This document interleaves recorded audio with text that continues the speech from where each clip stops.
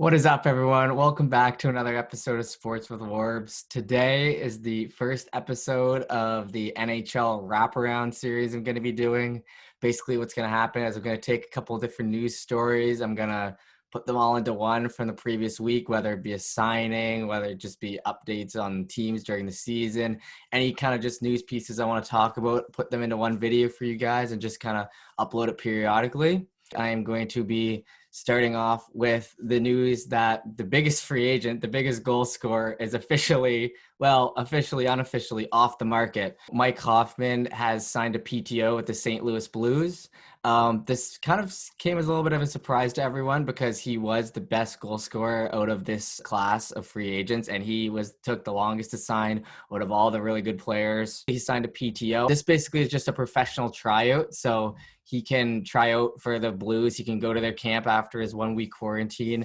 And basically, they don't need to sign him to his contract yet because they don't actually have the money. So they're going to be placing Tarasenko and Steen on IR, long-term IRs, and then that'll free up at least $7.5 million from Tarasenko's contract for them to sign Hoffman. So a team could technically sneak in and steal him from under St. Louis, but he's going to camp. That seems really unlikely. They're a cup contending team. He's going to be able to be a goal scorer for them. They're missing Tarasenko, obviously, so he'll be able to fill in. He's a great player. I mean, he's got 20 goals in the past 6 seasons, one of only 13 players in the NHL to do that the past 6 years. So it's a good signing, and the presumed signing is anywhere from between $3.5 million to $4.5 million. I think it'll probably be on the upper end of that because Hoffman for 3.5 doesn't really make that much sense for him. He could probably get something better elsewhere. So it'll probably be more so like 4.25 million to 4.5 million for my guess. We'll see once that happens and they put him on the team actually, and they put Tarasenko and Steen go on the IR and they actually have some money to sign him. Apparently there was like 16 teams in on Hoffman, which is what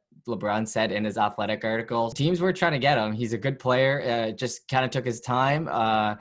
People were a little weirded out when he signed the PTO because usually a player of his caliber would just take guaranteed money in the form of a contract. That's kind of just the workaround they got to do for them to make it work. So moving on, the Habs signed Corey Perry, 1 year, $750,000 deal. This is a good deal for the Habs. I mean, I like it. I mean, when you can sign a veteran of his skill for that low, I'll always say it's a good deal. I mean, under $1 million is like nothing in the NHL. So for them to be able to be the team that he's going to, I mean, obviously he's not he's not going to score goals like he used to. He's not going to be playing on the first line like he used to, but he is a grinder. He's one of the greasiest guys in the NHL. Take it from an Oilers fan. I absolutely despise him, but I can respect his game. The Habs tried to sign Simmons back when he went to Toronto during free agency frenzy. They missed out, but they kind of get their guy here. They're going to have Gallagher, Anderson, and Perry. So a lot of those North Division teams, the goalies are going to be getting annoyed pretty much. And the fact that Perry has played on Anaheim for his whole career, pretty much besides a couple of years, he's played with the Oilers, he's played with the Flames, the Canucks a lot. They already hate him. No need to worry about that. So it'll be an interesting addition to the North Division for sure. Moving on, Tampa Bay finally out of their cap troubles. Not a great way to do it. In fact, they have to put Kucherov on the long-term IR, which helped clear up some money for them to sign Cirelli, who was signed 3 years, $4.8 million per. Nice contract for him. He's a good player. I mean, he pretty much deserves every penny of that. He's probably happy to be on the Lightning still. Tyler Johnson is still with the team after getting waived. That wasn't the solution to their problems like they might have thought. Basically how they got over it, Cooch went on the IR, which freed it up, unfortunately. And then they still went on to make moves with Ottawa to kind of give some more stability, I guess, or get rid of a couple players that they won the cup with that they didn't necessarily need anymore. That'd be Paquette, who was $1.65 million per year. He went off to Ottawa. Coburn, who was $1.7 million per year, he went off to Ottawa. So they freed up some money there, and they sent a second to take on Gabrick and Nielsen.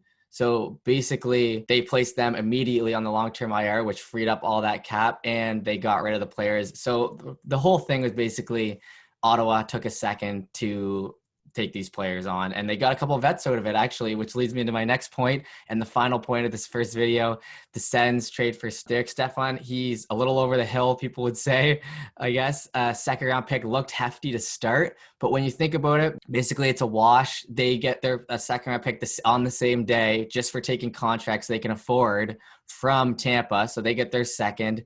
They give up their own second to get Stefan, who's a veteran centerman. I mean, you're not going to be starting on your first line. I hope not. He's going to be a veteran for them. So basically, they added 3 players for free at the end of the day just to take on some contract, and Paquette, Coburn, and then through that, they got Stefan because they were feeling willing to give up their second. So it's a good move for the Sens. I mean, they're crafty with the contract. A lot of the things I talked about today are people trying to be crafty with the contracts, obviously with COVID going on. But yeah, Stefan's a good player. He's a center who's going to take away a position from one of their young guys, which will be interesting. They've got Josh Norris, Colin White, Brown on center. So a lot of young guys. So he'll be taking one of those up. But if it's just for a year, they figure out what they're going to do. They need to fill in that spot. It's not necessarily a bad deal. Yeah, so that's it for the first NHL wraparound. I appreciate you guys for watching. Obviously, more videos to come. NHL season still coming up. Thank you guys for watching, and I'll see you later.